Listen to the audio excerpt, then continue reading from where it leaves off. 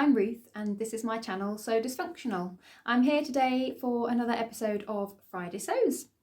It's been a little while again since I released a Friday Sews video. Life is just quite busy at the moment and I'm just not getting the time to sew. So I haven't been posting when I've not really got anything to say. But I have managed to finish a top this week and I might get another one done, and if I do I'll tag that on to the end of this video as well. So it's actually the top that I'm wearing, and this is the copy I made of the FatFace Breton stripe top that I had. Now if you remember from my last Friday Sews, I took one of those tops apart that was just falling apart anyway. It was full of holes because it's a top that I really like and a shape that I really like. So I took it apart and fiddled around and made a pattern from it, and this is the result.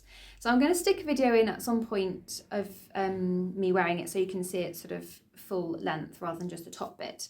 But I was just going to talk a little bit about how this has all gone. So this fabric I bought from Minerva Crafts quite a long time ago. I will have a little look and see if I can find it, but I suspect they won't have it anymore because it was, I think, probably a couple of years ago that I bought it. It is a viscose jersey, so it's actually a slightly thinner and drapier fabric than the original top. The FatFace top that I've got is just 100% cotton, but it's quite a lightweight cotton jersey. And it was a bit tricky to work with, as viscose jersey quite often can be, just a little bit sort of shifty. As you can see, I did my best to pattern match the stripes. It didn't quite work out, although it wasn't as bad as my last attempt with the stripy top. I sewed it up on my overlocker, and I suspect part of the problem is that the overlocker does tend to feed the layers through at a slightly different rate. Even sometimes when you haven't got the differential feed on, that's when it pulls one piece through more than the other to stop the seams really stretching out, I think. I'm not sure if that's a very good explanation, but if I try a piece on my overlocker and it's really wavy, I turn up the differential feed and that normally sorts it out.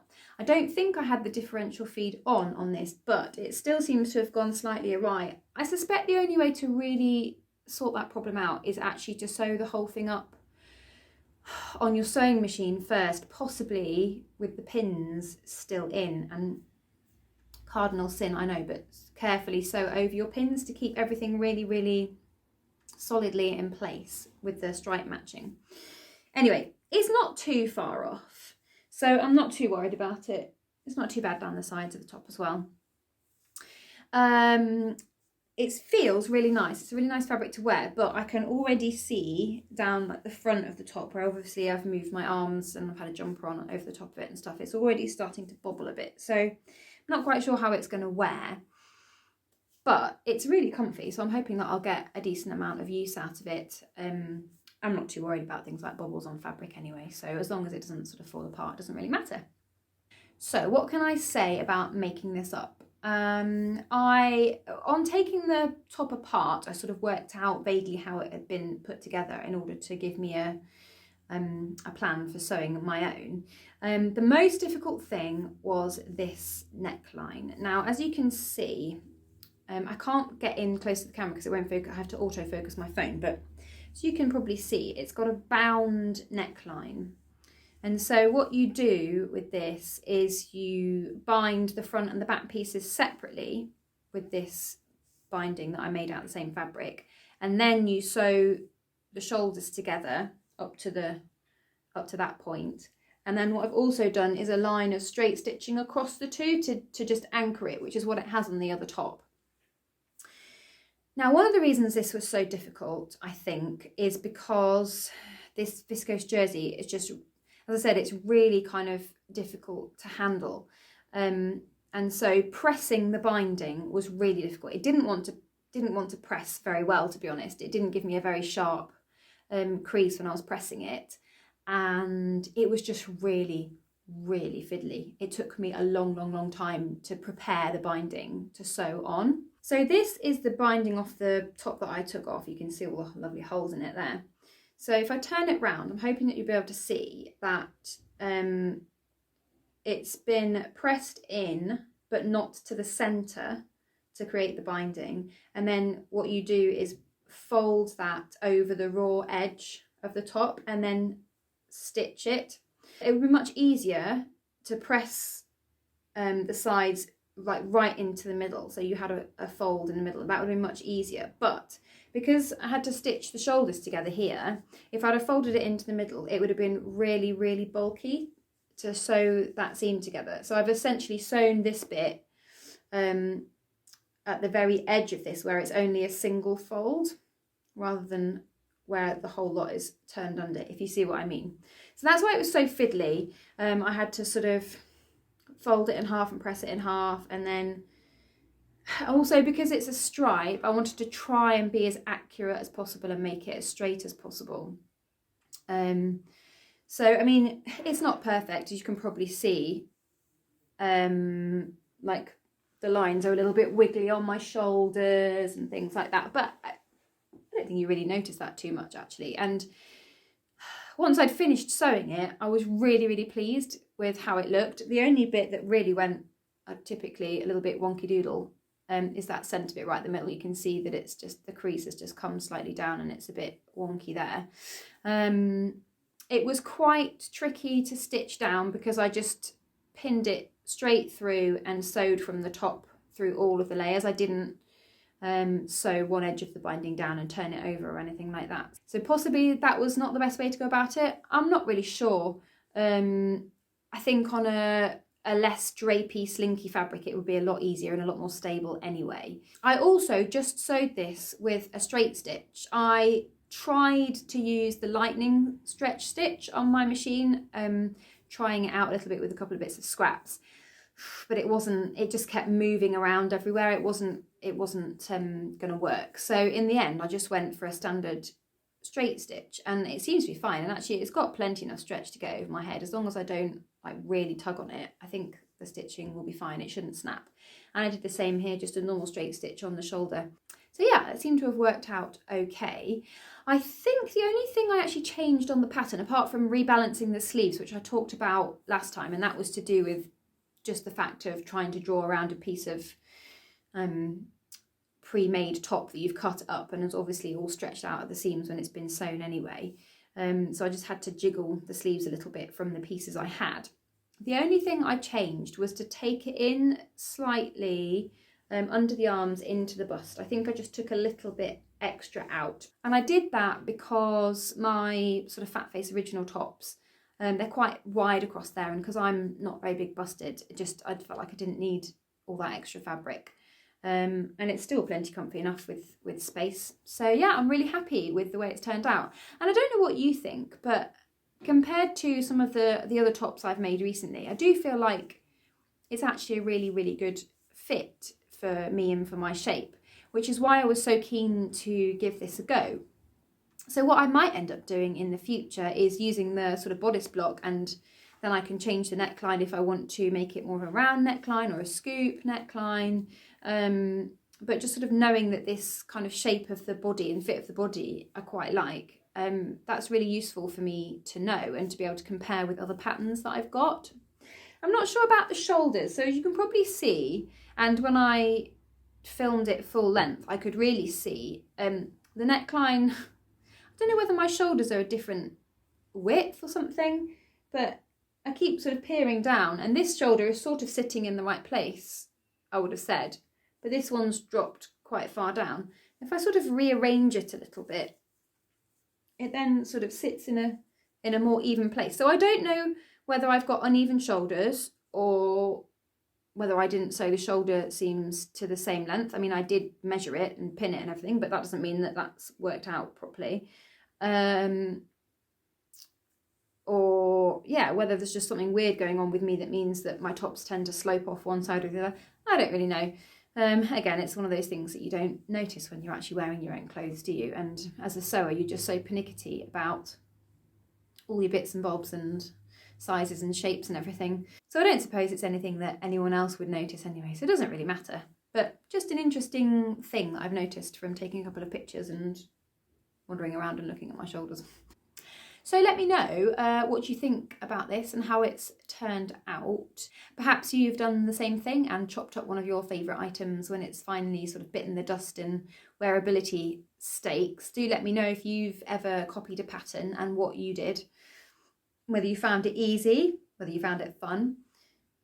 I'm really pleased with the finished article of this, and I would be tempted to say that I'm going to make more of them, but the fiddly nature of this neckline slightly puts me off. So for now, I probably won't make any more, but I'm definitely going to keep the pattern because I'm really pleased with how this has worked out.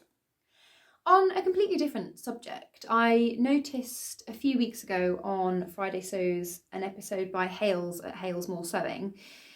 She was talking a little bit about what you sew and whether you sew staples or whether you sew sort of more fancy kind of stuff, I guess, not like basically not churning out loads of t-shirts and tops and boring things, but more interesting projects, things that might take longer, have more intricate processes and that kind of thing. And it really got me thinking about what I like to sew and why.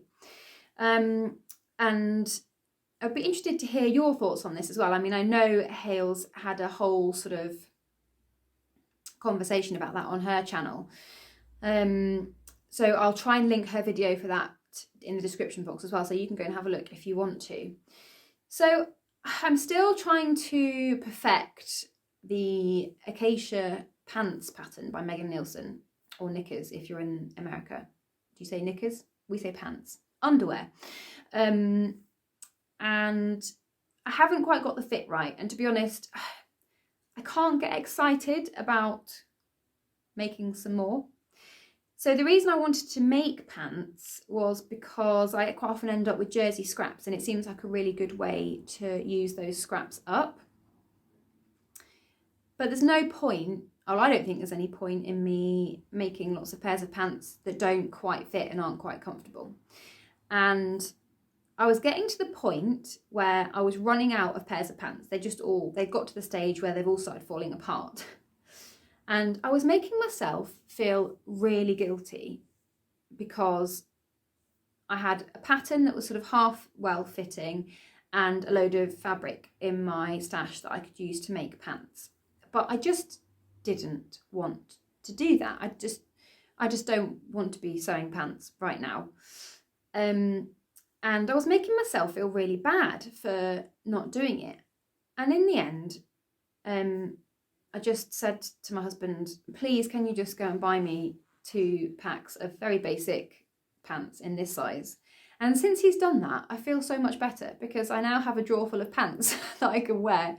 And I don't feel this massive pressure to sit down at my sewing machine and sew pants. I wouldn't mind it so much, but it's the elastic that's really, really fiddly around the legs and the waist. It takes quite a lot of time. And I really don't have that many free hours, and I don't want to spend them sewing pants. If I'm going to sew, I want to sew something I'm really interested in. Has anybody felt like that? I feel like that now with all clothes. I find myself looking in the windows of shops and saying, oh, that's a really nice top. And then, I can't buy that because I could make that and it's expensive. And I don't think I've bought any clothes for a really, really long time. And I don't want sewing to be the thing that makes me feel guilty about buying new clothes, especially when I actually need new things. The really nice thing about sewing is getting to wear what you make. And I quite often I quite often see lots of lovely dresses and think they look really pretty and it'd be really nice to make them, but I just don't wear dresses. So what's the point in making things that I'm not going to wear? I would actually much rather sew staple items like t-shirts and things that I am going to wear a lot and get a lot of use out of. But at the same time, it does get a bit boring after a while, doesn't it, sewing the same thing? So it's a real toss-up for me. I do like to sew staples because I like to know that I'm going to wear what I'm making and wear it a lot because I don't get much time to actually make things. But I also do like the idea of having some more fancy things. So perhaps it's just a fine balancing act and knowing that actually it's okay to go and buy staples if you need them. And fancy things too. But also you can get a lot of enjoyment out of wearing those staples that you've made, and you can pick your own fabrics and make them a bit more what you want as well. So let me know what you think about the whole sewing staples, sewing more, I want to call them fancy things. What do you do? Do you do a bit of both? Do you tend towards one or the other? I guess everybody is different, aren't they? And there are some people who can sew really quickly. You can even whiz through things which are possibly a little bit more complicated and would take someone else a lot more time. Having said all that, I do really need some t-shirts. I'm hoping at some point the sun is going to come out in the UK. I don't know what the weather is like where you are. It's the middle of May and it's still just really grim, quite wet and quite cold. We really haven't had very much sunshine. I'm assuming that at some point the sun will come out and I will need t-shirts. So I am going to make some, but I don't know when. I looked at the weather forecast this morning and it didn't look good. So that's it from me today. Please do subscribe if you're not a subscriber and you would like to see when my next video comes out. Do give this video a thumbs up if you've enjoyed it, and also leave me a comment. Let me know what you're sewing at the moment, whether you're doing something that's a staple, and also let me know if you have been taking apart any of your things recently to draft your own patterns. It's a strange process, it's quite fun, but not as straightforward as I was expecting it to be. So do let me know if you've had a go and if you've got any top tips. Okay, I'll hopefully see you next time. Thanks for watching. Bye!